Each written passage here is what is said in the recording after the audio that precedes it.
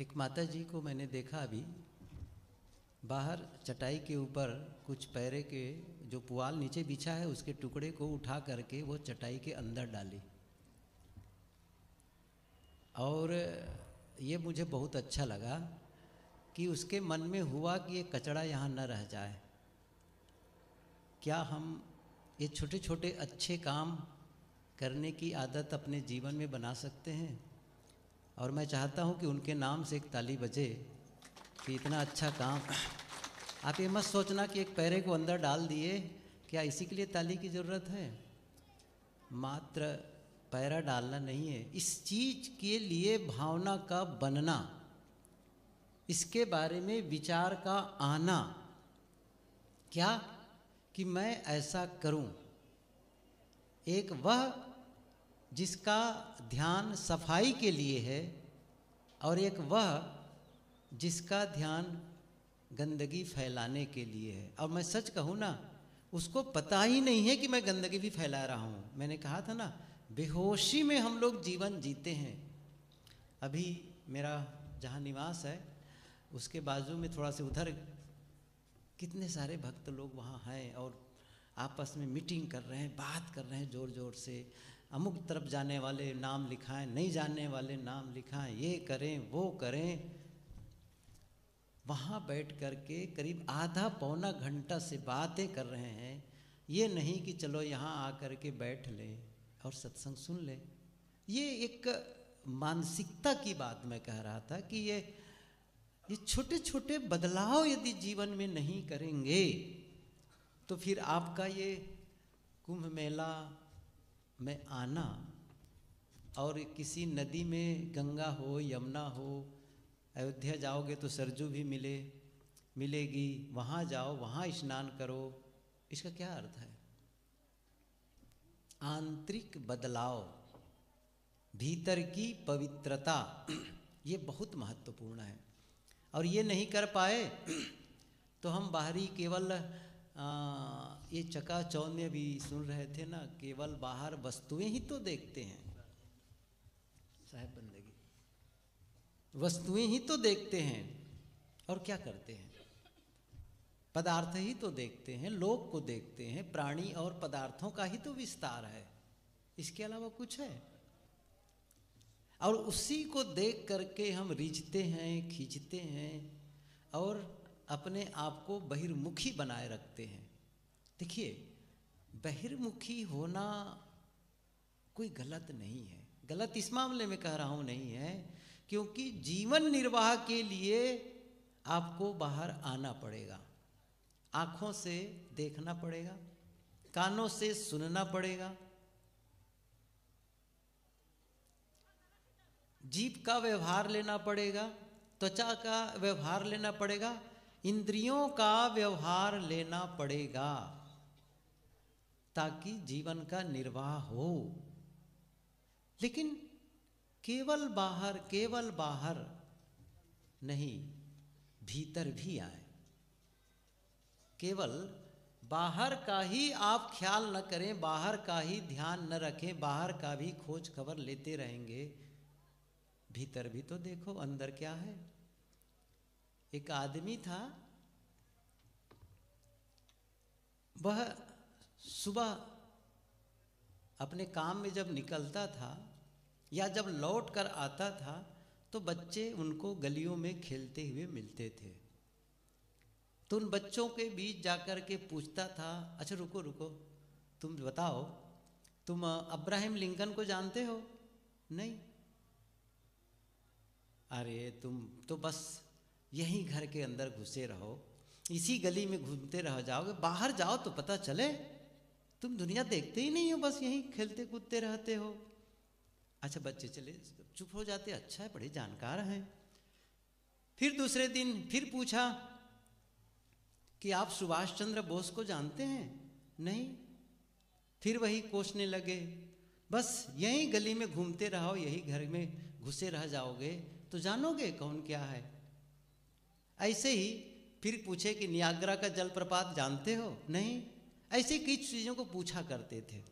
कुछ नहीं करोगे, तुम बाहर ही यहीं आसपास में घूम घूम करके रहते हो, घर के पास में गलियों में, तो तुम बाहर के बारे में नहीं जानोगे। रोज कई बार ये पूछे तो बच्चे सब निरुत्तर होते थे।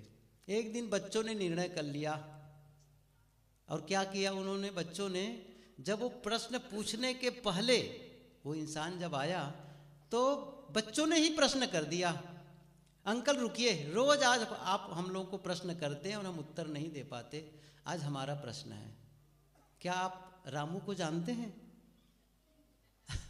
क्या कहा, आप रामू को जानते हैं? नहीं।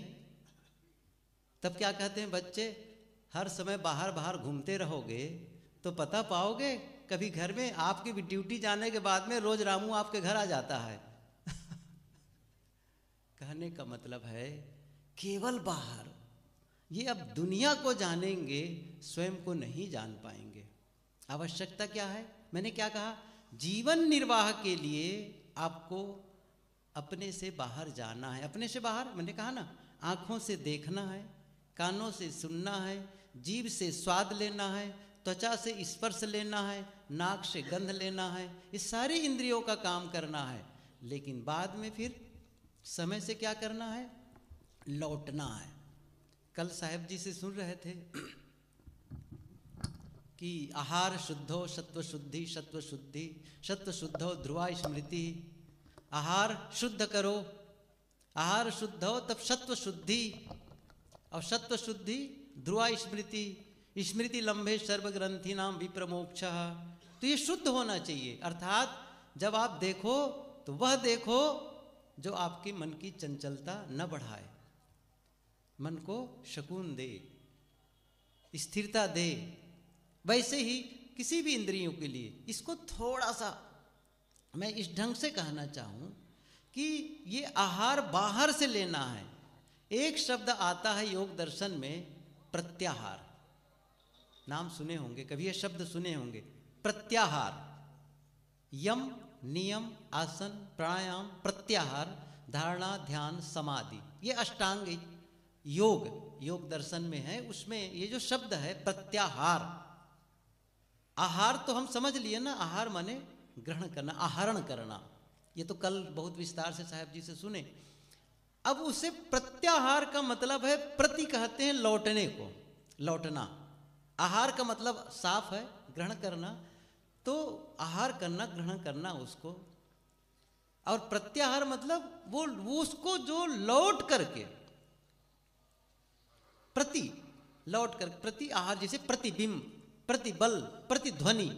प्रतिध्वनि, ध्वनि, कहीं आप पहाड़ी क्षेत्र में गए या किसी ऐसे भवन में गए और उसके सामने बोले और वहां से लौट करके जो ध्वनि आती है, क्या कहते हैं उसको, प्रतिध्वनि। प्रतिबिंब, दर्पण के सामने जब आप खड़े हो जाते हैं तो सामने जो दिखता है दर्पण में, वो क्या है, प्रतिबिंब। बिंब, प्रतिबिंब, आप बिंब है, सामने प्रतिबिंब है। वैसे ही वो आपसे जब लौट के आया, ध्वनि लौट करके आई, वैसे ही प्रत्याहार, लौट करके प्रत्याहार। अब वो बाहर जो आप जा रहे हैं, बाहर जो देख रहे हैं, उसे देखना बंद करके अब भीतर देखें, भीतर सुने, भीतर का आनंद ले। वो प्रत्याहार है। इसका मतलब है जब बाहर की इंद्रियां बाहर से सिमट जाती हैं, रोक देते हैं, बाहर का व्यापार जब बंद कर देते हैं और जब अंतर की ओर यात्रा करते हैं, जिसको सदगुरु कबीर की पंक्ति में मैं यदि कहूँ तो वो ये है कि सुमिरन सुरति लगाए के, मुख से कछु न बोल, बाहर के पट बंद कर, अंतर के पट खोल। बाहर के पट बंद कर, जो बाहर दरवाजा खुला है उसको बंद कर दो, अर्थात ये आंख की पलकों को बंद कर दो। अच्छा, केवल पलकों को बंद करने से काम नहीं चलेगा, ये थोड़ा सा और भी समझ लें। ये और थोड़ा सा अगले दिनों में इस पर और विस्तार से चर्चा करना चाहूँगा कि एक है आँख का गोलक, इंद्री का गोलक, ये आँख है, यहाँ केवल चित्र बनता है, केवल विषयों का। लेकिन वो जो उस चित्र को, उस रूप को अच्छा बुरा कहने वाला, निर्णय करने वाला हमारे भीतर एक कामना है, वो रस है, वो रस है। देखो विषय रस, एक शब्द सुनेंगे विषय रस, तो विषयों में रस नहीं है। आपको फिर से कह रहा हूं, रस किस में है? रस आप में है। आप उसमें कैसा स्वाद ले रहे हैं। कई हम में से बहुत सारे लोग हैं जिनको तंबाकू में रस ही नहीं है। क्या लगेगा? तंबाकू में रस मानते हैं, लेकिन कोई तो है जो तंबाकू में रस मान रहा है। तंबाकू तो वही है, लेकिन किसी को उसमें रस आ रहा है। वो जो भीतर जो रस वो है। तो केवल इंद्रियों को आंखों में पट्टी लगा दें, आंखों को फोड़ दें, इससे काम नहीं चलेगा। वो जो भीतर का रस है ना, वो सूखे, और वो जब सूखेगा तब फिर केवल वो इंद्रियों से देखने का काम होगा। फिर उससे दूसरा काम नहीं होगा जो हमारे लिए दुखदाई हो। ये चीज मैं अभी नहीं विस्तार से कहूंगा, बस इतनी सी बात में थोड़ा संकेत किया एक विषय के लिए कि वो जो भीतर रस है ना, इस पर ध्यान देना है। तो इस समय तो ये है कि बाहर के पट बंद कर, अंतर के पट खोल। आप एक समय ऐसा भी करें, आंखें बंद कर दें, कानों को बंद कर दें, सारी इंद्रियों को बंद करके आप मौन और शांत हो जाएं और थोड़ा भीतर जाने का काम करें। 24 घंटे में आप आधे घंटे के लिए भी ये काम करते हैं। 24 घंटे में आधा घंटा भी आप अंतर यात्रा करते हैं और वहां जाकर के थोड़ा उसका स्पर्श कर लेते हैं, अर्थात उससे कुछ संपर्क में आ जाते हैं। जो भीतर सत्य है, भीतर जो आपका आराध्य है, भीतर जिसे आप परमात्मा कहते हैं, जिसको सदगुरु कबीर ने कहा है, दिल मां खोज दिलई मां खोजो इह करीमा रामा। ये जो राम, ये जो परमात्मा है, सबके दिल में है। तो वहां कब होगा? दो ही तो है, एक तो बाहर देखो, और जब तक बाहर देखोगे भीतर नहीं आ सकते हो। हमारे कैंपस के अंदर रहो या कैंपस के बाहर रहो, जैसे दरवाजा के बाहर गए बिल्कुल अलग, अंदर आए बिल्कुल अलग, वैसे ही है। जब तक आप देखेंगे, सुनेंगे, भोगेंगे और आगे उसका मनन करेंगे, देखे सुने भोगे का, तब तक भीतर प्रवेश नहीं होगा। वो रोकना पड़ेगा, और वो काम रोज करने जैसा है। थोड़ा सा समय निकाल करके रोज थोड़ी देर के लिए अंतर यात्रा कर लो, थोड़ा समय निकालो। रोज ऐसे आंखें बंद कर लो, कानों को बंद कर लो। कानों को बंद करने का मतलब ऐसा नहीं कि वहां कोई रुई ठूसना है या कुछ करना है। सुनने की चेष्टा ना करो, अपनी ओर से सुनने की चेष्टा ना करो। बस भाव न जगे मैं कुछ सुनूं, नहीं। यदि कोई आवाज आ ही गई तो भी उसके बारे में प्रतिक्रिया न करें। अब जैसे आप बैठे हैं साधना में और किसी पक्षी की आवाज आ गई, कुत्ते की भौंकने की आवाज आई, किसी ने गाड़ी स्टार्ट कर दी, किसी ने बर्तन गिरा दी, किसी बच्चे ने चिल्ला दी, अब क्या होगा? अब उसको लेकर के देखो, ये साधना में व्यवधान कर रहे हैं, बाधा पहुंचा रहे हैं। ये भाव न जगे। जैसे आप सोचे कि साधना में व्यवधान ये पहुंचा रही, ये आवाज मुझे बाधा पहुंचा रही है, बस बाधा बन गई। वो आवाज आई और उसको गुजर जाने दो, आवाज आई उसको ऐसे गुजर जाने दो। उस पर किसी प्रकार का कोई समीक्षा न करो, ये चेष्टा हो। देखिए प्रारंभ में सारा काम कठिन है, हर काम कठिन है प्रारंभ में, लेकिन जब आप करते जाएंगे तो यही हर काम कठिन होता है। जब आप गाड़ी चलाना शुरू किए तो कठिन लगता था, आज सरल हो गया है। कोई नया काम करो कठिन लगता है, कोई व्यापार शुरू करे, कोई काम कठिन लगता है, लेकिन करते करते वो काम सरल हो जाता है। ऐसे ही ये काम है, नहीं करेंगे कभी नहीं होगा। हम सोचेंगे अपने आप हो जाएगा, कभी नहीं होगा। आप कहेंगे गंगा नहाने सो जाएगा, अभी संगम में कई लोग डुबकी लगा के आए होंगे, मैं क्षमा चाहता हूँ, मेरी कोई आलोचना नहीं है।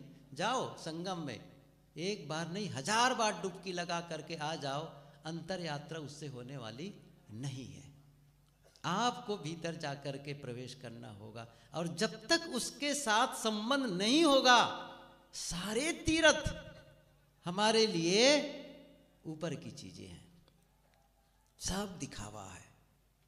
हम तीर्थ में आकर आत्म तीर्थम न जानाति, आत्म तीर्थ को जिसने नहीं जाना, बाहरी तीर्थ सब व्यर्थ है। बाहरी तीर्थ की सार्थकता है आप कुंभ में आए, संतों से मिले और आपको एक सूझ हो गई, नहीं मैं अंतर यात्रा भी करूंगा, मैं भीतर भी जाऊंगा, मैं इंद्रियों के व्यापार को रोक के कुछ देर के लिए मौन और शांत रहूंगा, ये भाव जगे, प्रतिक्रिया विहीन रहूंगा।